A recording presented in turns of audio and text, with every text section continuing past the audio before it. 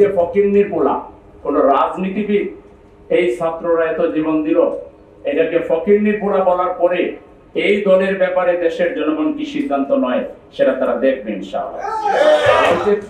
এই এনসিপি কে বলতেছে national children party, কাউকে বলতেছে শিশু। আরে বাবারে, তারপরে তো আমরা তো পারি নাই, রাজনৈতিক দল আপনারা তো পারেন নাই। এই শিশুরাই তো ন্যাশনাল চিলড্রেন, এরাই তো ডাক দিয়েছিল। হ্যাঁ, এককভাবে তারাই সব করেছে, আমরাও মনে করি না। একটা পর্যায় পর্যন্ত তারা গিয়েছিল, তারপরে আমরা হ্যান্ডেলিং করেছি সবাই মিলে, এবং আমরা সবাই মিলেই ভূমিকা নিয়ে এটা করেছি। এখন যারা এটা বলছেন, তাহলে বোঝা গেল যে আপনাদের ভূমিকা যে দুর্বল ছিল, সেই যাতনায়, সেই যন্ত্রণায় আপনারা ভুগতেছেন। ভবিষ্যতেও আপনারা এটাকে থ্রেট মনে করতেছেন যে এরা যদি একটু মোটামুটি অবস্থানে আসে, তাইলে তো আবার আমরা যাওয়ার সাথে সাথে তারা আবার আন্দোলন শুরু করবে। আন্দোলন হবে, এই জুলাই আন্দোলন আর থামবে না। বাংলাদেশ থেকে চিরস্থায়ী ভাবে স্বৈরাচার ফ্যাসিবাদের কবর রচনা করা পর্যন্ত জুলাই আন্দোলন আছে এবং থাকবে। ছাত্ররা, শ্রমিকরা কেন জীবন দিয়ে ফ্যাসিবাদ মুক্ত বাংলাদেশ করলো?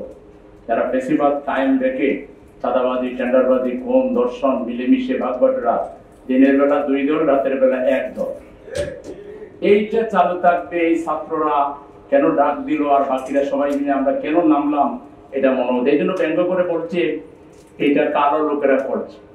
যে দল থেকে এটা বলা হয়েছে, তাহলে এই দল জুলাই বিপ্লবের কোনো ভূমিকা ছিল না, তারা স্বীকার করে নিল। যে ফকিন্নির পোলা কোন রাজনীতিবিদ এই ছাত্ররা এত জীবন দিল, এটাকে ফকিন্নির পোলা বলার পরে এই দলের ব্যাপারে দেশের জনগণ কি সিদ্ধান্ত নয় সেটা তারা দেখবে ইনশাআল্লাহ। এই এনসিপি কে বলতেছে ন্যাশনাল চিলড্রেন পার্টি, কাউকে বলতেছে শিশু। আরে বাবারে, তারপরে তো আমরা তো পারি নাই, রাজনৈতিক দল আপনারা তো পারেন নাই। এই শিশুরাই তো ন্যাশনাল চিলড্রেন, এরাই তো ডাক দিয়েছিল। হ্যাঁ, এককভাবে তারাই সব করেছে, আমরাও মনে করি না। একটা পর্যায় পর্যন্ত তারা গিয়েছিল, তারপরে আমরা হ্যান্ডেলিং করেছি সবাই মিলে, এবং আমরা সবাই মিলেই ভূমিকা নিয়ে এটা করেছি। এখন যারা এটা বলছেন, তাহলে বোঝা গেল যে আপনাদের ভূমিকা যে দুর্বল ছিল, সেই যাতনায়, সেই যন্ত্রণায় আপনারা ভুগতেছেন। ভবিষ্যতেও আপনারা এটাকে থ্রেট মনে করতেছেন যে এরা যদি একটু মোটামুটি অবস্থানে আসে, তাইলে তো আবার আমরা যাওয়ার সাথে সাথে তারা আবার আন্দোলন শুরু করবে। আন্দোলন হবে, এই জুলাই আন্দোলন আর থামবে না। বাংলাদেশ থেকে চিরস্থায়ী ভাবে স্বৈরাচার ফ্যাসিবাদের কবর রচনা করা পর্যন্ত জুলাই আন্দোলন আছে এবং থাকবে। এটাকে কেউ আর থামাতে পারবেন না, কারণ এই আন্দোলন শুধুমাত্র কতিপয় পলিটিক্যাল পার্টির সাথে আওয়ামী লীগের হয় নাই। এই আন্দোলন বাংলাদেশের কোলের শিশু থেকে 90 বছরের বৃদ্ধ মানুষের সাথে, আবার বৃদ্ধ বনিতার সাথে আওয়ামী লীগের লড়াই। যে শিশু তার মাকে, তার ভাইকে, তার বাবাকে গুলিবিদ্ধ হতে দেখেছে, যে শিশু নিজে গুলিবিদ্ধ হয়েছে, তার ভাইয়েরা বোনেরা সাক্ষী, সেই শিশু যত আরো বেড়ে উঠবে, ততই এই হিংস্র দানবদের বিরুদ্ধে জ্বলে উঠবে। সুতরাং এই লড়াই আর থামার কোনো সুযোগ নেই।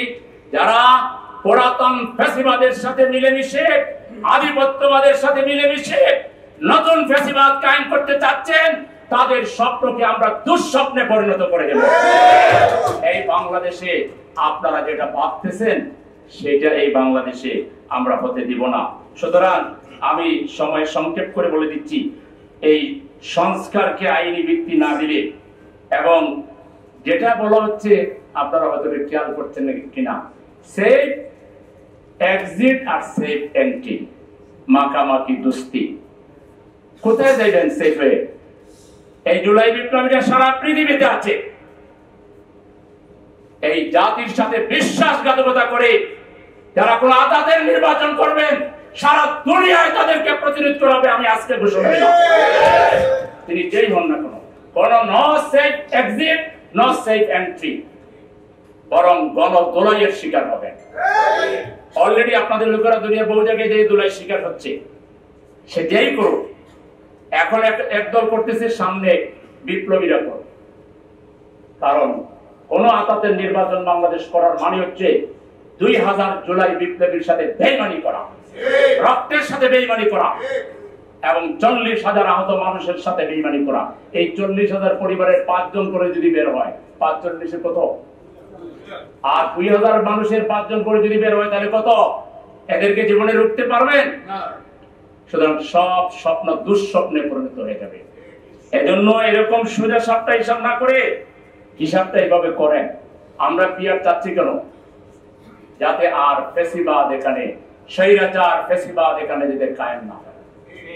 পিয়ার হলে মনোনয়ন বাণিজ্য বন্ধ হয়ে যাবে, কালো টাকার খেলা বন্ধ হয়ে যাবে, ভোট কেন্দ্র দখলের খেলা বন্ধ হয়ে যাবে। আজকে মাননীয় প্রফেসর ডক্টর ইউনূস সাহেব, আপনি যদি এটা বাস্তবায়ন করতে না পারেন তা আপনার সরকারও ইল্লিগেল, জুলাই বিপ্লব ইল্লিগেল। এর আগে একজন বক্তা বলেছেন, তার মানে সবাইকে ফাঁসির মঞ্চে ঝুলতে হবে। বিদেশে গিয়ে পালাই থাকলেও ফাঁসি তো হয়ে যাবে, আপনার ফাঁসি কার্যকর করা যাক আর না যাক রায় হয়ে যাবে। সুতরাং রেহাই পাওয়ার কোন সুযোগ নেই। আপনাদের লেজিটিমেসির জন্য, জুলাই বিপ্লবের লেজিটিমেসির জন্য আপনারা অন্ধ হয়েন না। আপনাকে নষ্ট করেছে সেই লন্ডন যাত্রা।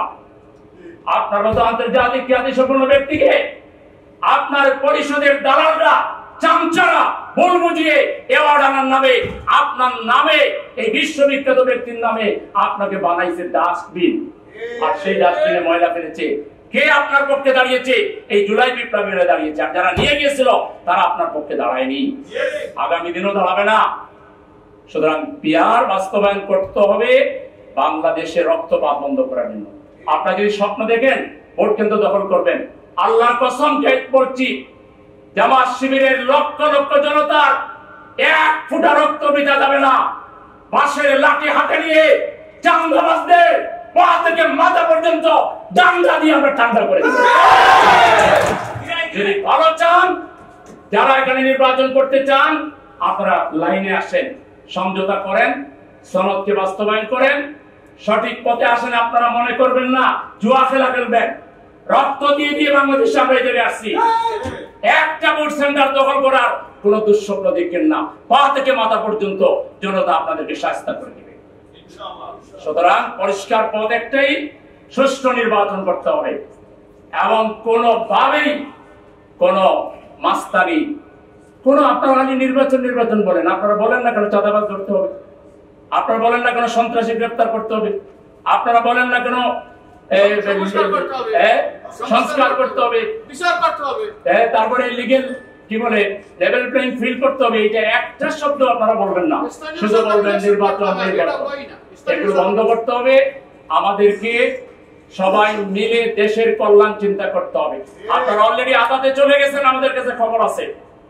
আদালতের নির্বাচন করে আপনারা পুরাতন ফ্যাসিবাদ আর আপনারা মিলে জাতির উপরে আবার সোয়ার হবেন। জাতি এটা কোনোভাবে মেনে নেবে। আরেকটা জুলাই যুদ্ধের মাধ্যমে আপনাদের এই স্বপ্নকে দুঃস্বপ্নে আমরা পরিণত করে দেব। সবাইকে সেই বিপ্লবের জন্য প্রস্তুতি নেওয়ার আহ্বান জানিয়ে আমার কথা শেষ করছি। আসসালামু আলাইকুম।